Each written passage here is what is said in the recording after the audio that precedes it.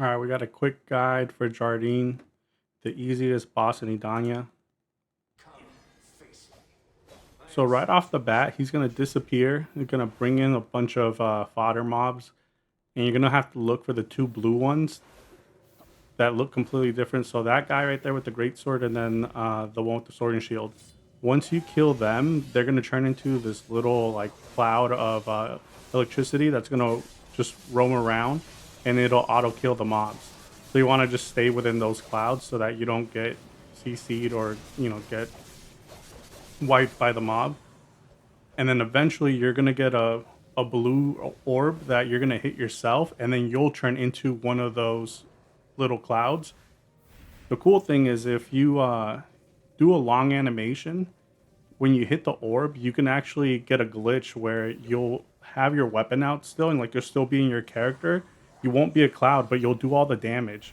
So I've actually managed to do that, and then I hit Jordine, and when I hit Jordine, I automatically took half his health. It was kind of insane. But see right here, you're just gonna run around, kill all the mobs, and then other orbs will show up that you'll be able to grab as well, because you have like a 20-second cooldown on this, and then you can just reset it once you walk into another orb.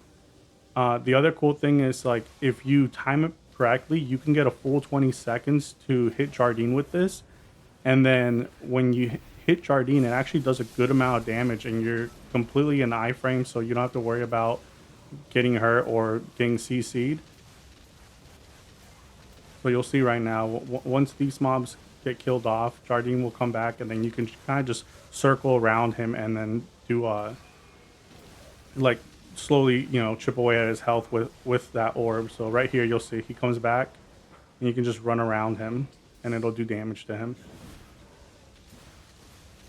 This fight's super easy. The only thing, he does have a one-shot mechanic that doesn't really explain what it is that you're supposed to do.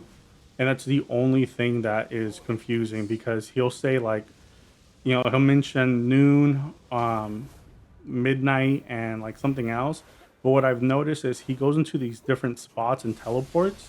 So the spot that he was at first, so like the one spot that wasn't touched the last two times he moves, that's the one that you want to go to. At least that's what's worked for me. So see right here, I always go to this spot, and then say he shows up on the left or the right. When he comes to you, if he didn't touch the one on the left, run to the one on the left. But there are times where he goes from left to right to you. And then see right here, so typically I would go to the one that he didn't touch, the one on the left. But sometimes, like, see right here, makes no sense. I'm not sure why I didn't take any damage or didn't get CC'd by that. What did I read, dude? That doesn't even make sense.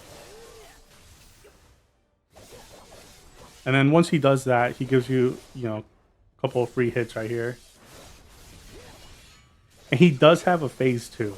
So spoiler alert, he has a phase 2.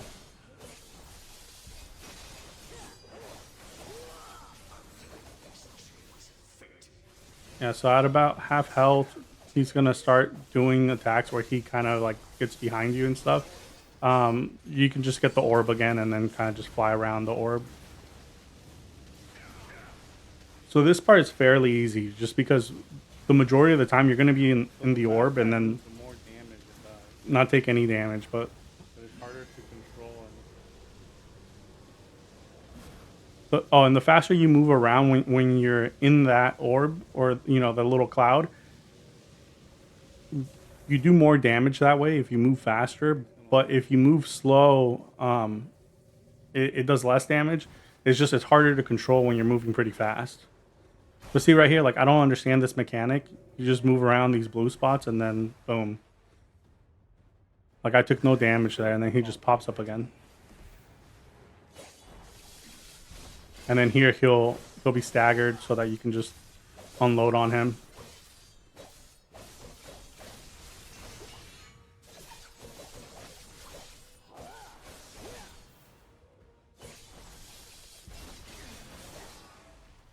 And then boom, phase 2. Back to the dragon spot.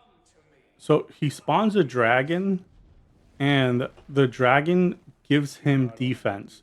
So every chance that you get to do damage to the dragon, focus the dragon first, because as soon as the dragon's gone, the DP buff goes away.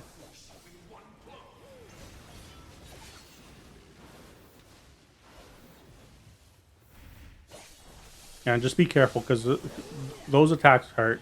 Also, you're gonna want full stun resistance because right here he will stun you and you will desync, and you'll automatically die. It's really annoying. So you have to have full stun resistance here, and then it doesn't really do any damage. If you look at my health, like he probably takes me I down gotta like kill the dragon 10%. as well, or just starting.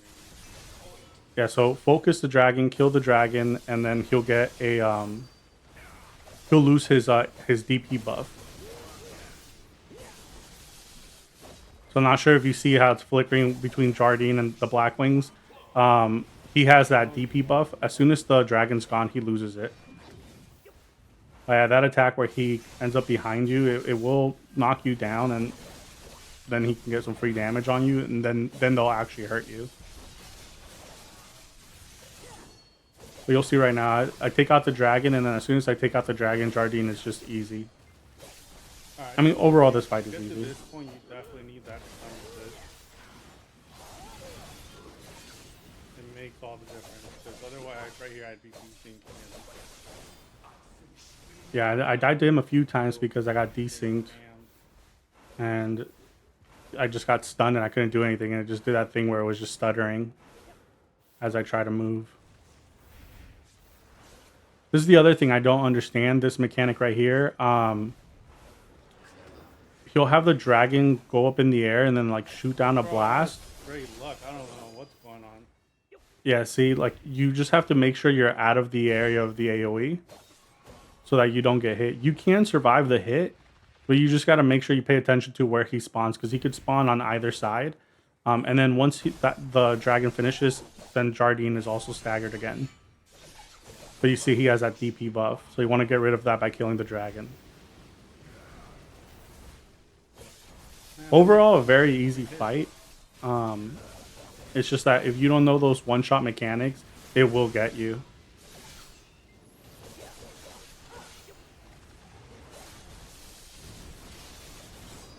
You see, I'm slowly getting the health of the Black Wings.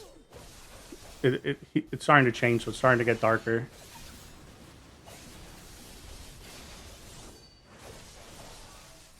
I probably realized a little too late that I needed to kill the dragon.